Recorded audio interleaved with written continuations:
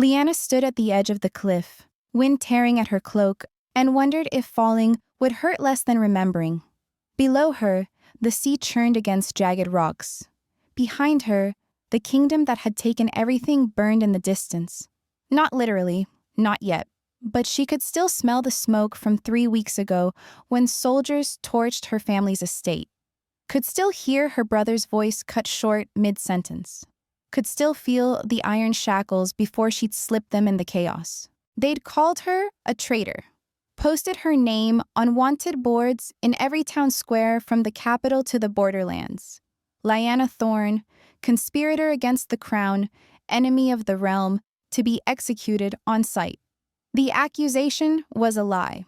A convenient lie that let them seize her family's lands, eliminate her father's political influence, and tie up loose ends.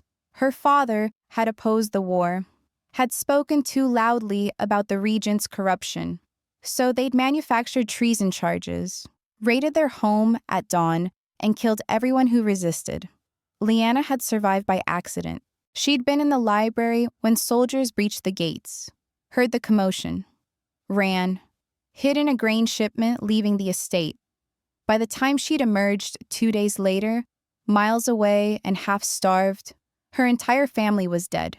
Her home was ash. Her name was cursed. 3 weeks of running, stealing food, sleeping in ditches, avoiding roads.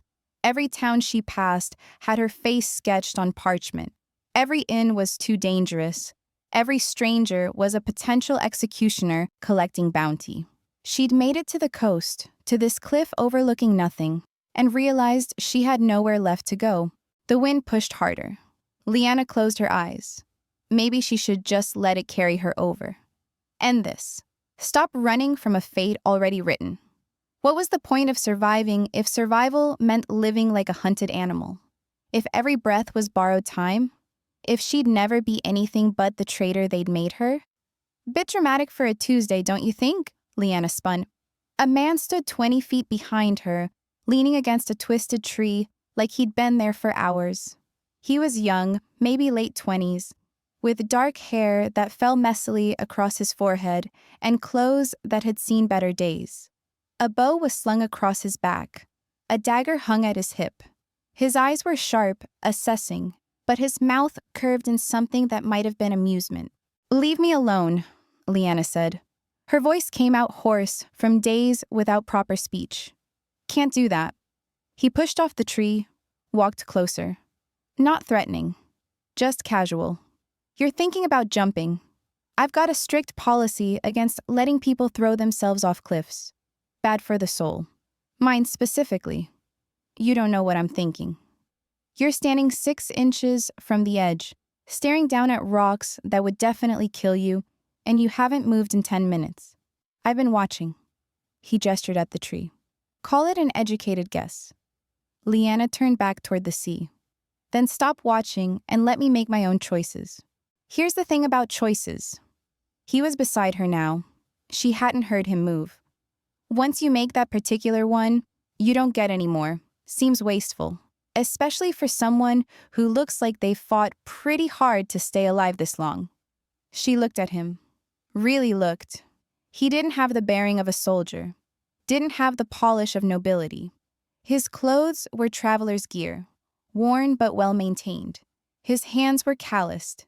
His face carried scars, thin white lines across his jaw and one through his left eyebrow. But his eyes held something unexpected. Not pity, not judgment, just steady attention. "You don't know anything about me," Leanna said. "I know you're Leanna Thorne. I know you're wanted for treason you didn't commit. I know your family was murdered 3 weeks ago, and you've been running ever since. I know you're exhausted, terrified, and out of options." He paused. "And I know you're not a traitor?" Her heart stopped. "How? I make it my business to know things." He extended his hand. "Name's Riven, and before you do something irreversible, you should hear what I have to say." Leanna stared at his hand, at him. This stranger who appeared from nowhere, knew her name, knew her story, and was acting like they were meeting at a market instead of a suicide cliff. "Give me one reason not to scream for guards." There aren't any guards for miles. We're past the kingdom's patrol range. That's why you came here. Riven lowered his hand, but didn't step back. Also, if I wanted to turn you in for bounty, I'd have done it already. I'm good at my job. You'd be in chains before you finish screaming. Then what do you want? To offer you a third option. Besides jumping or capture. Besides dying or giving up, yeah. He tilted his head. You could come with me. Lyanna laughed. It came out bitter, broken. Come with you where? To what? I'm a dead woman either way. The entire kingdom wants me executed. The entire kingdom believes a lie. Lies can be exposed. Stories can be rewritten. Riven's voice lost its casual edge, became something harder. The people who killed your family, who burned your home, who framed you, they're part of something bigger. A network of corruption that's been bleeding this kingdom dry for years. And there are others like me working to tear it down. A resistance. Lyanna's voice was flat. You're telling me there's some secret rebellion and you want me to join. I'm telling you there's a chance to fight back, to clear your name, to make the people responsible pay for what they did. He paused. Or you can jump, your choice, but at least make it an informed one. She wanted to dismiss him, wanted to call him a liar or a fool or both. But something in his voice caught her. A certainty, a conviction that didn't feel like manipulation. Why me? Why not just let another fugitive disappear? Because your father was right about the regent. Because the evidence that got your family killed is evidence we need. Because you know things about the inner workings of noble houses that could help us. Riven's expression softened slightly. And because I don't let people die when I can prevent it. Call it a character flaw. Lyanna looked back at the sea, at the rocks, at the easy ending she'd been contemplating. Then at this man, this Riven, who'd appeared like some kind of deranged guardian angel offering chaos instead of peace. If I come with you, what happens? We run, we hide, we gather evidence. We build a case that proves your innocence and exposes the rot in the capital.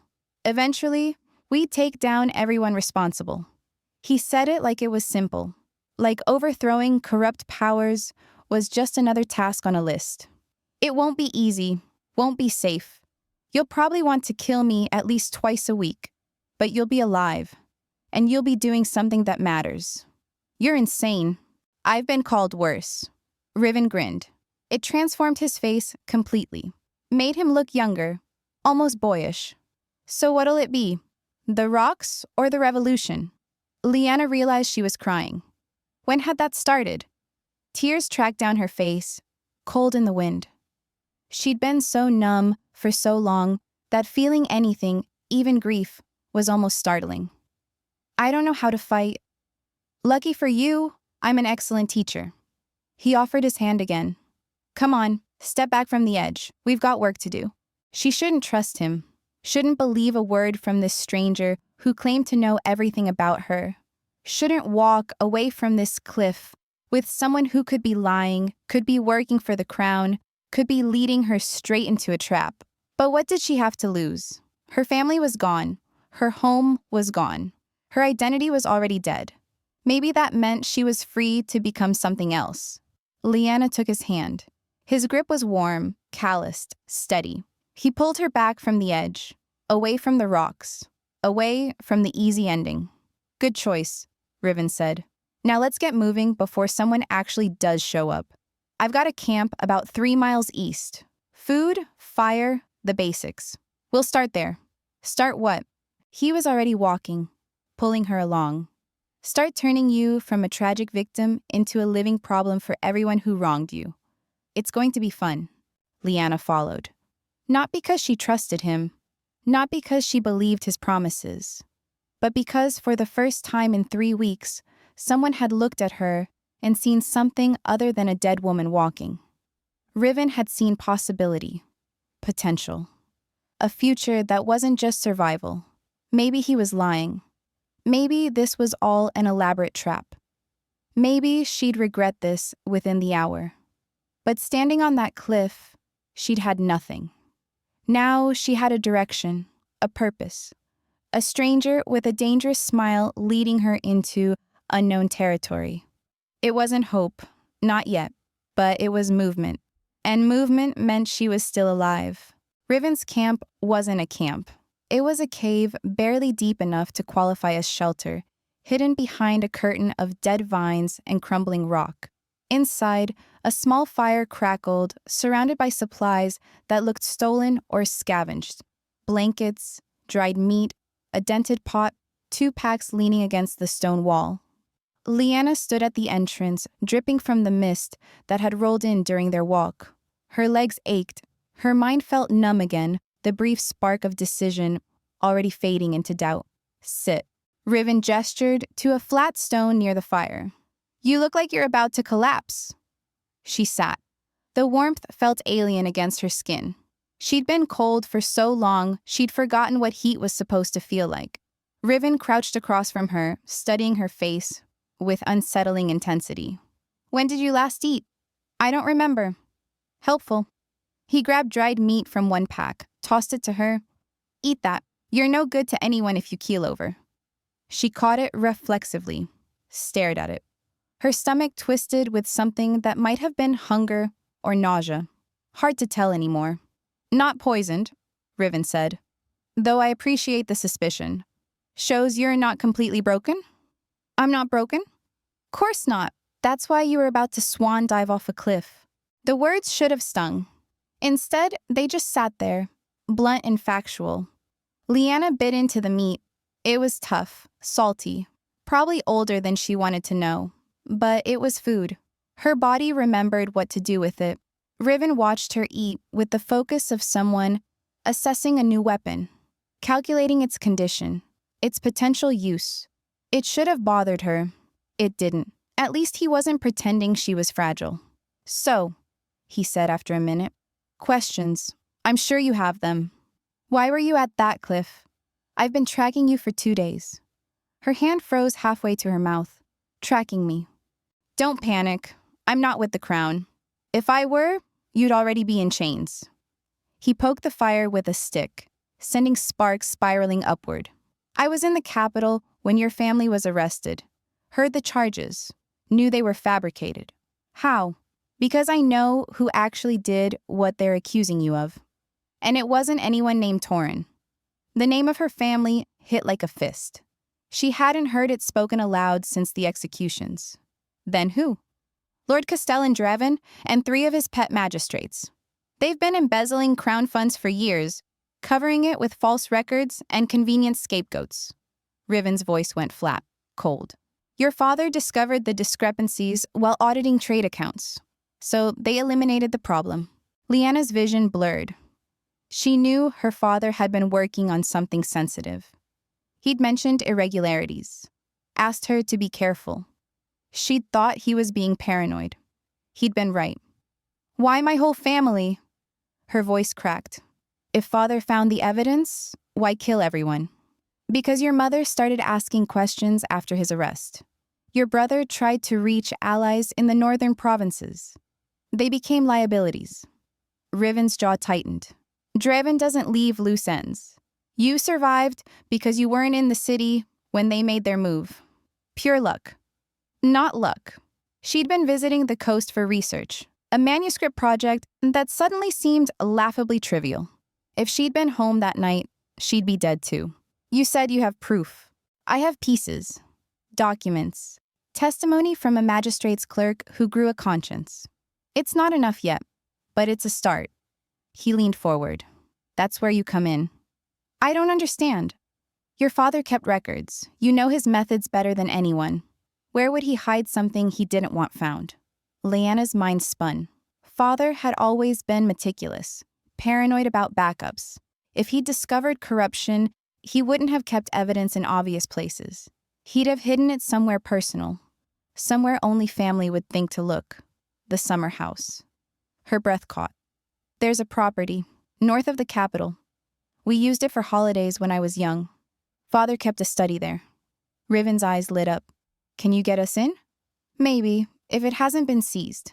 It hasn't. I checked records. Still listed as abandoned family property.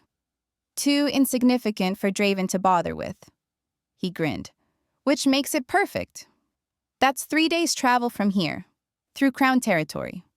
2 days if we push. And yes, it's dangerous. Everything worth doing is... He stood, started gathering supplies. We leave at first light. Get some sleep. You'll need it. Leanna didn't move. Why are you doing this? Really? Don't tell me it's about justice. Nobody risks their life for strangers over abstract principles. Riven paused. For the first time since they'd met, his expression went guarded. Let's just say Draven and I have history. Personal history. This isn't abstract for me either. What did he do? That's a campfire story for another night. He tossed her a blanket. Sleep. We've got a long walk ahead. She wanted to press, to demand answers. But exhaustion was crashing over her in waves now that she'd stopped moving. The adrenaline that had kept her upright was draining away, leaving only bone-deep weariness. Leanna wrapped herself in the blanket. It smelled like smoke and pine. She lay down on hard stone, expecting to stare at shadows all night. Instead, sleep pulled her under almost immediately. When she woke, dawn light was filtering through the cave entrance. Riven was already up, packing supplies with efficient movements. He glanced over when she stirred. Morning, there's water in the canteen. We're moving in 10 minutes. No pleasantries. No how did you sleep. Just immediate action. Leanna appreciated it more than she'd expected. She drank, splashed cold water on her face, stood on legs that protested every movement. They left the cave as the sun broke over the eastern hills. Riven moved like someone who'd spent his life traveling rough terrain. Quick, sure-footed, constantly scanning their surroundings. Leanna struggled to keep pace, her body weak from weeks of poor food and worse sleep. Keep up, Riven called over his shoulder. We've got 20 miles to cover before nightfall. I'm trying. Try harder. She wanted to snap at him, didn't have the breath. Instead, she focused on putting one foot in front of the other, on not collapsing, on surviving the next hour. They traveled through forest that gradually gave way to rocky highlands. The landscape was harsh, beautiful, in a desolate way. Few people lived out here. Fewer still traveled these paths, which made sense if you were trying to avoid attention. Around midday, Riven called a halt near a stream. Leanna collapsed against a boulder, chest heaving. Her legs were screaming, blisters forming on her heels. Riven crouched by the water, filled canteens. You're doing better than I expected. I feel like I'm dying. But you're not. That's the important part. He handed her a canteen. Drink. Then we keep moving. Do you ever stop? When I'm dead. He said it lightly, but there was truth underneath. This man didn't know how to be still. Didn't know how to stop moving forward. Leanna recognized it. The same restless energy that had kept her walking these past weeks. The kind that came from running from things too painful to face. What are you running from? She asked. Riven's hand paused on his pack. Same thing you are. The past. He stood, shouldered his gear. Difference is, I'm running towards something too. Revenge, justice, call it what you want. And after, when Draven's exposed and your revenge is complete, he looked at her. Really looked. And for just a moment, she saw something raw in his expression. Something lost. Haven't thought that far ahead. They walked until sunset painted the sky crimson and gold. Made camp in a hollow between two hills hidden from any road. Riven built a fire while Leanna tended her blisters, biting back curses. Here. Riven tossed her a small tin. Salve. It'll help. The gesture was practical, not kind, but it was something. Leanna applied the salve, felt immediate relief. They ate in silence, dried meat again, stale bread, water from a stream that tasted of minerals and stone. It was the best meal Leanna had eaten in weeks because it came with purpose, with direction. Tell me about your family, Riven said suddenly. Leanna looked up, surprised. Why? Because if we're going to fight for them, I should know who they were. She almost refused. The wound was too fresh. But something about sitting here in firelight, miles from anywhere, made the words come easier. Father was a scholar. Quiet, methodical. He believed in systems, in order, that the world made sense if you just examined it closely enough. She smiled despite the ache. Mother was the opposite, creative, impulsive. She painted. Not well, but enthusiastically. They balanced each other. And your brother? Kieran. The name hurt to say. 2 years older. He wanted to be a soldier. Join the crown's military, serve the kingdom. She laughed bitterly. The kingdom that killed him. Riven was quiet. Then, they sound like good people. They were. They deserved better than what happened. Everyone deserves better than what happens. He poked the fire. But we don't get to choose our tragedies. Just how we respond. Leanna studied him across the flames. This strange, reckless man who'd pulled her from a cliff and dragged her into conspiracy. How did you respond? To whatever Draven did to you? His expression went dark. I burned down everything he loved. Then realized it wasn't enough. So now I'm taking everything else. The words should have frightened her. Instead, they felt like vindication. Like permission. Teach me, Leanna said. Teach you what? How to fight back. How to be dangerous. How to make them pay. She leaned forward. You said I was evidence that could help. But I want to be more than that. I want to be a weapon. Riven smiled. Slow and dangerous. Now you're speaking my language. Training started the next morning. Before dawn, when the world was still gray and cold, Riven kicked her awake without ceremony. Up. We don't have time for comfort, Leanna groaned, every muscle protesting. The blisters on her feet screamed as she stood. I need 5 more minutes. Draven's men don't wait for you to feel rested. Riven was already moving, stretching, checking weapons. You want to be dangerous? This is where it starts. The first lesson was movement. How to walk without sound, how to distribute weight, how to become invisible in plain sight, Riven demonstrated, moving across dry leaves without a whisper. When Leanna tried, every step announced her presence like a drum. You're thinking too hard, Riven said. Stop calculating. Feel it. Feel what?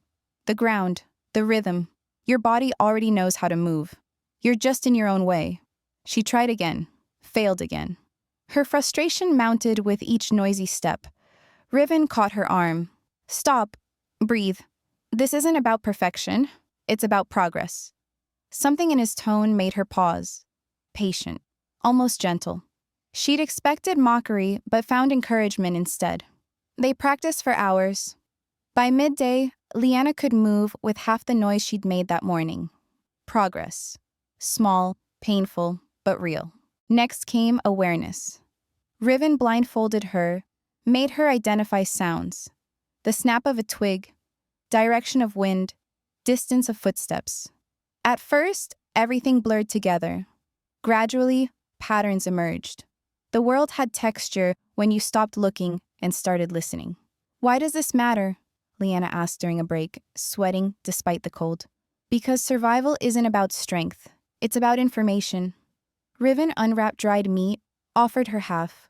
You see danger before it sees you, you win. Simple. Nothing about this is simple. No, but it's possible. He met her eyes. You're already better than you were yesterday. That's all that matters. The words landed somewhere deep. Better than yesterday. Not fixed, not healed, just incrementally less broken. They traveled while training, moving southeast toward the border territories. Lawless regions where crown authority dissolved into local power struggles and shifting alliances. Places where people asked fewer questions. Riven explained as they walked.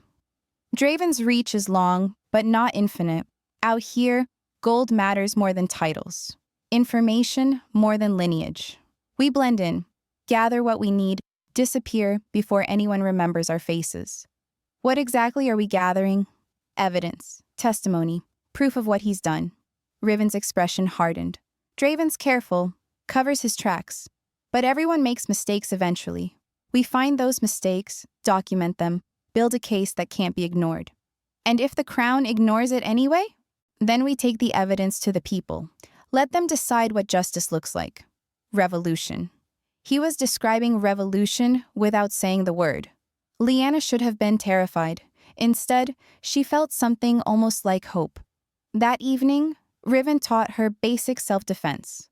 Not elaborate combat techniques, but practical survival. Where to strike to disable. How to break a hold.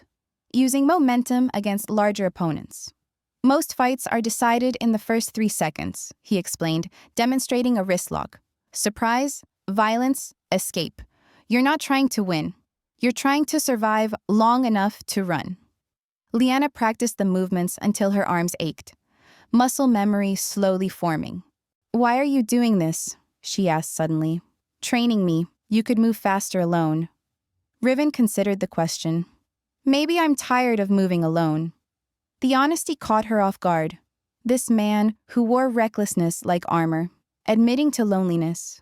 Besides, he continued, lighter now, you're surprisingly not terrible at this. Give it a few weeks. You might actually be useful. She threw a practice punch at his shoulder. He blocked easily, grinning. See? Already improving? They reached the first border town 3 days later. A place called Ashmark, built where 3 territories met and no one claimed full jurisdiction. Wooden buildings pressed together like conspirators. Streets narrow and winding. The air smelled of smoke, unwashed bodies, and something sweet she couldn't identify. Stay close, Riven murmured. Don't make eye contact. Don't react to anything you see. Just follow. The town was chaos. Merchants hawking questionable goods. Mercenaries drinking in doorways. A public argument about stolen chickens that seemed likely to end in bloodshed. Leanna had never seen anything like it. Riven navigated with ease, clearly familiar. He led her to a tavern called the Broken Compass, pushed through doors into dim interior, thick with conversation and smoke. The barkeep, a woman with scars mapping her forearms, nodded recognition. Riven? Thought you were dead. Disappointed? Mildly. She glanced at Leanna. New partner? Temporary arrangement? They all are with you? The barkeep poured 2 drinks without asking. You here for business or trouble? Is there a difference? She laughed, rough and genuine. Not in your case. Usual rooms available. Try not to burn the place down this time. Riven led Leanna upstairs to a small room overlooking the street. Simple. 2 beds, a table, single window, but it had a lock. Privacy, safety, relatively speaking. We'll stay here while I make inquiries, Riven said, dropping his pack. You stay inside. Don't answer the door for anyone but me. I'm not a child. No, but you're recognizable. Your face was on wanted notices across 3 provinces. Out here, information cells. Someone might recognize you, decide you're worth more as a bounty than a stranger. The reminder hit like cold water. She'd almost forgotten. Almost felt normal for a few days. How long? She asked. 2 days. Maybe 3. He moved to the window, checked sightlines. There's a man here who deals in documents, forged papers, stolen records. If anyone has evidence of Draven's activities in the Eastern Territories, it's him. Can he be trusted? Absolutely not, but he can be paid. Riven turned back to her. You'll be fine here. Practice what I taught you. Rest. Try not to overthink everything. After he left, Leanna sat on the bed, suddenly alone in a strange town in a stranger kingdom. The walls felt close. Outside, voices rose and fell. An argument, laughter, breaking glass. She pulled out the small knife Riven had given her, practiced the grip he'd shown her. The movements felt foreign, dangerous. She was a scholar's daughter, playing at being something she wasn't. Except she wasn't playing. This was real. This was survival. She practiced until her hands steadied, until the knife felt less like a weapon and more like a tool. Control returning piece by piece. Riven returned late the next day, expression grim. He locked the door, checked the window, then finally spoke. Found something, Not what I expected. What is it? He pulled a folded document from his coat, smoothed it on the table. Official seal, formal language. Lyanna recognized the format immediately. A military order. This was issued 6 weeks before your family died, Riven said quietly. Authorization for a preemptive strike on suspected resistance cells in the Northern Territories. Lyanna read, heart pounding. The language was bureaucratic, cold. Collateral damage acceptable. Minimize witnesses. Dispose of evidence. They weren't collateral damage, she whispered. They were targets. Your father's scholarship, his access to historical records, old trade routes, forgotten passages through the mountains. Riven pointed to a specific line. The resistance was using information from his research. Draven couldn't risk him continuing, couldn't risk what else he might uncover. The room tilted. Her father, killed not by accident of war, but by calculated murder, because he knew too much, because his knowledge was dangerous. The charges against you, Riven continued, fabricated to prevent investigation. If you're a traitor, your family's death becomes justified. Problem solved. Lyanna's hands shook, rage and grief warring inside her chest. There's more. Riven's voice was careful now. The resistance cell your father supposedly aided? It was real, small but organized. They were trying to document Draven's corruption, build a case for his removal. And Draven had them executed. Every single member, 23 people.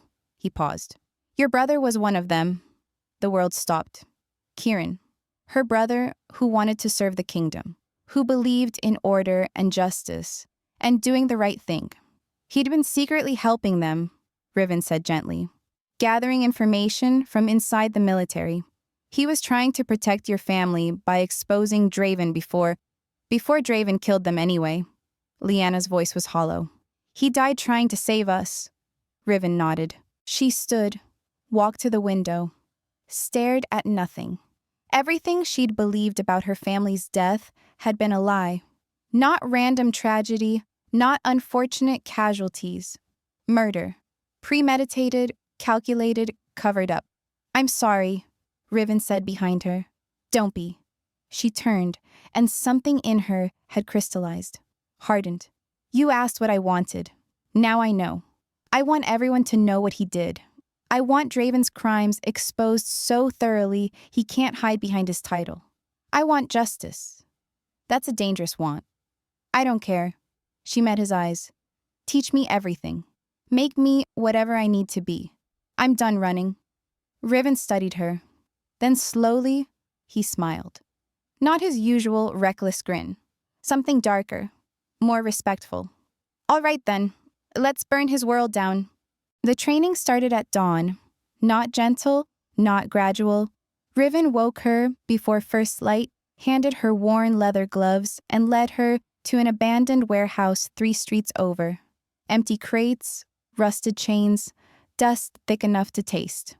First lesson, he said, circling her. Everything you think you know about fighting, forget it. You're not trying to win duels or look impressive. You're trying to survive long enough to escape. He moved without warning, grabbed her wrist, twisted. She gasped, stumbled. He released her immediately. What did you do wrong? I didn't expect it. Exactly. Expectation gets you killed. Again. They drilled for hours. How to break grips. Where to strike to cause maximum pain with minimum strength. Pressure points. Vulnerable spots. Dirty tactics that had nothing to do with honor and everything to do with staying alive. Lyanna fell repeatedly. Got bruises on her knees, her palms, her pride. But she got back up. Every single time. Good, Riven said, after she finally managed to twist free from his hold. You're learning the most important part. Falling doesn't matter. Staying down does. By midday, she was exhausted, muscles screaming. But something had shifted. The helplessness that had weighed on her for months was cracking. Piece by piece. They returned to the room above the tavern. Riven produced a worn map, spread it across the table, red marks scattered across the northern territories. These are known resistance safe houses, he explained. Most are compromised now. Draven's been systematically dismantling the network for 2 years. How many are left? Active? Maybe 5. The rest are either captured or gone underground so deep we can't reach them. Liana studied the map. The red marks formed a pattern. Not random, deliberate. He's working his way south. Yes, isolating the capital cells. Once they're gone, the resistance collapses completely. Unless someone rebuilds it. Riven looked at her sharply. That's not a small task. Nothing worth doing is.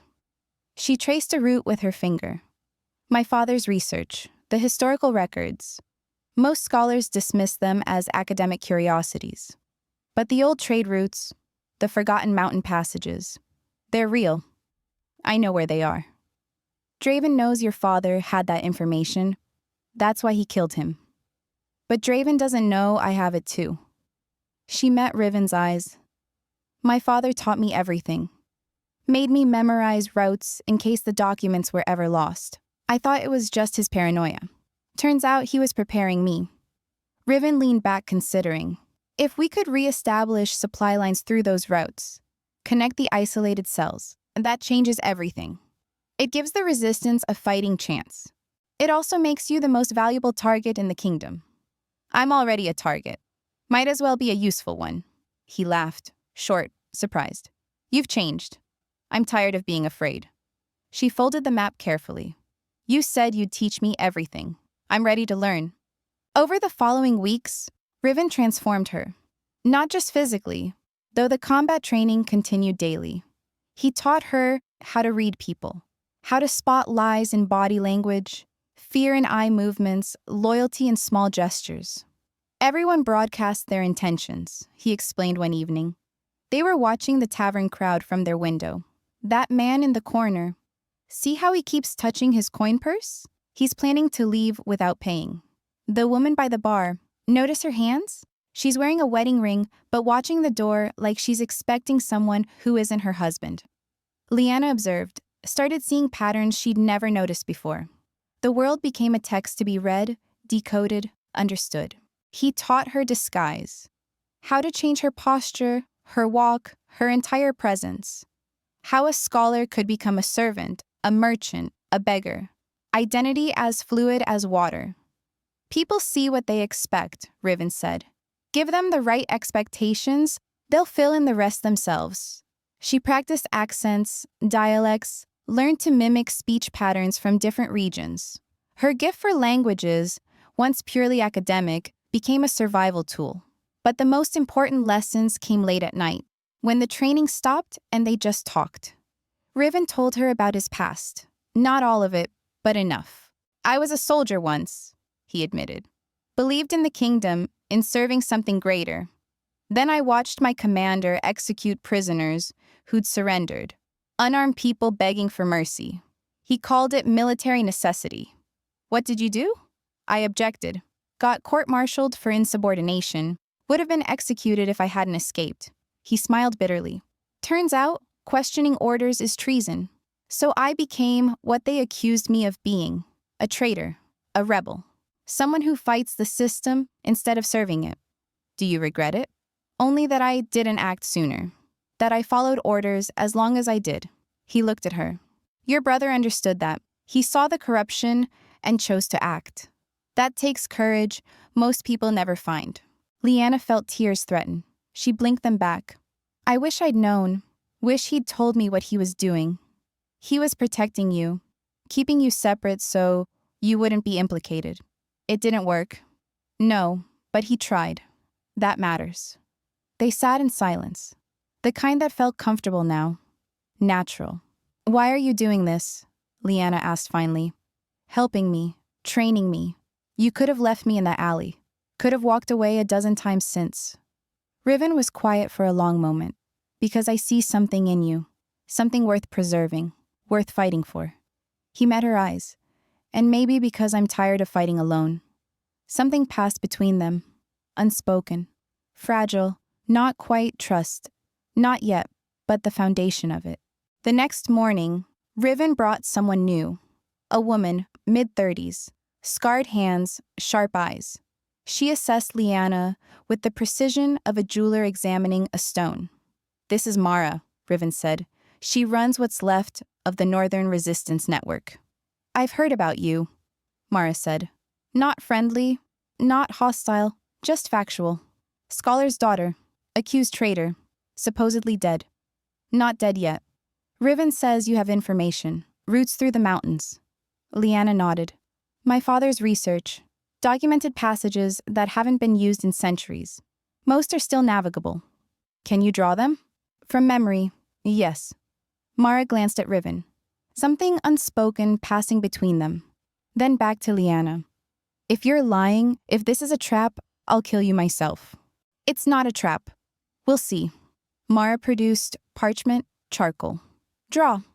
Liana drew. Not just one route, all of them. Every passage her father had made her memorize. The mountain trails, the hidden valleys, the cave systems that connected territories without crossing official roads. Mara watched in silence. When Liana finished, the older woman studied the drawings with intense focus. "These are real," she said finally. "I recognize some of these landmarks. But how do we know they're still passable? We don't, not without scouting them. That'll take weeks, maybe months. Then we start now." Liana's voice was steady, certain. "You need these roads. I need Draven exposed. We help each other." Mara looked at Riven. "You trust her?" "With my life." The words landed heavily.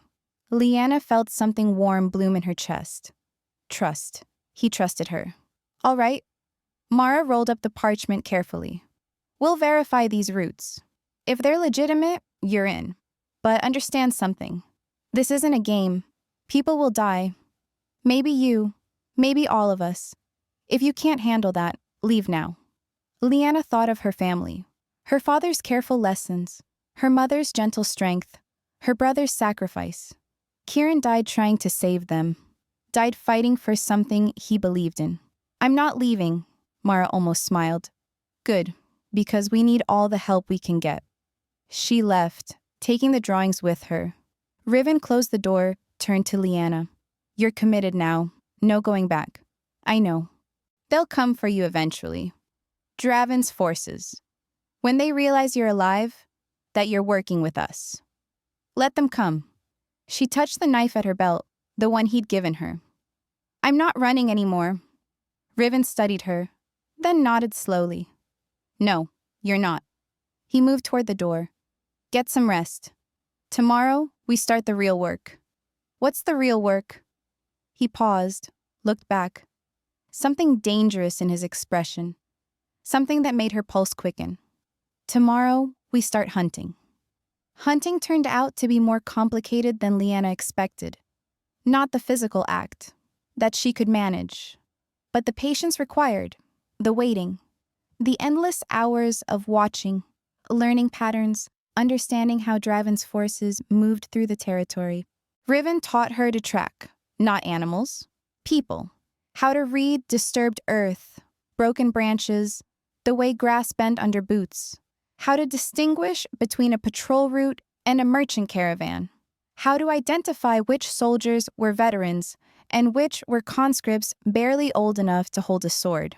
"Veterans move differently," he explained one afternoon, crouched beside her on a hillside overlooking a mountain pass. "See that group? Third man from the front. Notice how he scans the tree line, how he keeps his hand near his weapon. That's experience. The others are just following orders." Liana watched, memorized.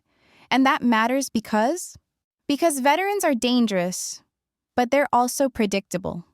They follow training, conscripts panic, do unexpected things. Both can kill you, just in different ways." She absorbed everything, became a shadow in the forest. Learned to move silently, to blend with terrain, to disappear when necessary. Riven was a relentless teacher, demanding, but never cruel. When she made mistakes, he corrected without judgment. When she succeeded, he acknowledged it with a nod. Nothing more, nothing less. 3 weeks into their surveillance, they discovered something critical. a supply route. Draven's forces were moving weapons through the eastern pass. Not the main roads, the hidden ones. Routes that supposedly nobody knew about. How did they find these passages? Lyanna whispered, watching a convoy navigate a narrow trail her father had documented decades ago. Riven's jaw tightened. Someone told them. Someone with access to your father's research. The implication hit like a physical blow. The archives were seized after my family was arrested. Everything my father documented, all his work. They've been using it, turning his knowledge against the people he tried to protect. Rage bloomed in her chest. Hot. Consuming. Her father's life's work. His careful documentation of safe passages meant to help refugees, to provide escape routes during wartime. Now weaponized. Used to transport instruments of death. We're stopping this, she said. Not a question. A declaration. Riven looked at her, something approving in his expression. Yes, we are. They brought the information to Mara. She convened her network. 20 people gathered in a hidden basement. Resistance fighters, smugglers, former soldiers who deserted rather than serve a corrupt regime. Each one carried scars. Each one had lost something. Lyanna presented the intelligence. Drew maps, explained patrol patterns, supply schedules, weak points in the convoy's protection. She spoke with authority born from weeks of observation. When she finished, silence filled the room. Then Mara nodded. We hit them. 3 days from now. Intercept the convoy. Seize the weapons. Send a message that these routes aren't theirs anymore. Preparations began immediately. Lyanna expected to be sidelined, to provide information, then step back while others acted. Instead, Riven handed her a bow. You're coming, he said simply. I'm not a fighter. You are now. He adjusted her grip on the weapon. You don't have to kill anyone, but you need to protect yourself. And you need to be there. Those are your father's roots. You reclaim them. The convoy appeared exactly when predicted. 8 wagons, 20 guards, moving through a narrow canyon where the walls rose steep on both sides. Perfect ambush terrain. Lyanna crouched on the ridge above, heart hammering against her ribs. Below, Riven's signal echoed. A bird call, perfectly mimicked. The attack began. Not with violence, with precision. Resistance fighters dropped ropes across the path, blocked the convoy's forward movement. Others sealed the rear. The wagons were trapped, contained. Surrender your cargo, Mara's voice rang out, amplified by the canyon walls. Nobody needs to die today. The guard captain shouted orders. Soldiers drew weapons, formed defensive positions. And Lyanna saw him, recognized him. The lieutenant who'd arrested her family, who'd dragged her mother from their home, who'd smiled when they sentenced Kieran to death. Her hand moved to her bow, drew an arrow, knocked it, aimed, one shot. She could take it, end him. Make him pay for everything he'd stolen from her. Her fingers trembled on the string. The arrow's tip pointed directly at his chest. He didn't even see her. Didn't know a death watched from above. Lyanna, Riven's voice, quiet, close. He'd move beside her without sound. You don't have to. He killed my brother. I know. He destroyed my family. Yes. I should kill him. You could. Riven's hand covered hers. Gentle. Not forcing. Just steadying. But is that who you want to become? The question pierced through rage. Through grief. Through the consuming need for vengeance. Is that who she wanted to be? Defined by what was taken from her? Or by what she chose to build from the ruins? Her father had documented those routes to save lives, not take them. Her mother had taught her that strength wasn't about domination. It was about choosing mercy when revenge felt easier. Kieran had died protecting her. Would he want her first real choice as a free woman to be murdered? Slowly, painfully, she lowered the bow. The arrow remained nocked, but not drawn. I hate him, she whispered. That's allowed. Riven's voice was steady, understanding. Hating him doesn't make you cruel. Killing him wouldn't make you strong. You're already stronger than he'll ever be. Below, the standoff continued. The guard captain refused surrender, ordered his men to fight. They obeyed. And the resistance responded, not with massacre, with strategy. Targeted strikes, disabling shots. Within minutes, half the soldiers were down. Wounded, not dead. The captain fell last. An arrow through his shoulder. Mara's work, precise, deliberate, he collapsed. Screaming orders, nobody followed anymore. The convoy was theirs, the weapons secured, and not a single death. Not one. Lyanna descended with Riven, stood over the captain. He looked up, recognized her. Shock registered in his eyes. "You're dead," he gasped. "You were executed." "Reports of my death were premature." She crouched, met his gaze without flinching. "You destroyed my family because Draven ordered it, because you were following commands. But I'm not like you. I don't need to kill you to prove I survived you." She stood, walked away, left him bleeding, alive, defeated. The resistance claimed the weapons, distributed them among those who'd fight for freedom, used the wagons to transport supplies to villages Draven's regime had starved, turned instruments of oppression into tools of liberation. Mara approached Lyanna that evening. "You did well today. Showed restraint. That takes more courage than killing." "I wanted to kill him." "Good. Means you're human. But you didn't. That means you're better than him." Weeks became months. The resistance grew. Lyanna's roots became their lifeline. Safe passages that allowed movement without detection. Her father's legacy reclaimed. Transformed into something that honored his memory instead of defiling it. And somewhere in those months, something shifted between her and Riven. The careful distance dissolved, replaced by closeness neither acknowledged but both felt. Stolen glances, hands brushing during training, conversations that stretched long into night. Sharing stories, fears, hopes, building something neither dared name. One night, sitting by a fire after a successful mission, Riven finally spoke what they'd both been avoiding. "When this is over, when Draven falls and the kingdom rebuilds, what will you do?" Lyanna considered. Months ago, she'd had no answer. Had expected nothing beyond survival. But now, "I'll restore the archives, rebuild what was destroyed, make sure knowledge like my father's is preserved, protected, used for good." "That sounds lonely. All those books. Nobody to share them with." She looked at him, saw vulnerability beneath his usual confidence. "It doesn't have to be lonely, if the right person wanted to stay." "What kind of person?"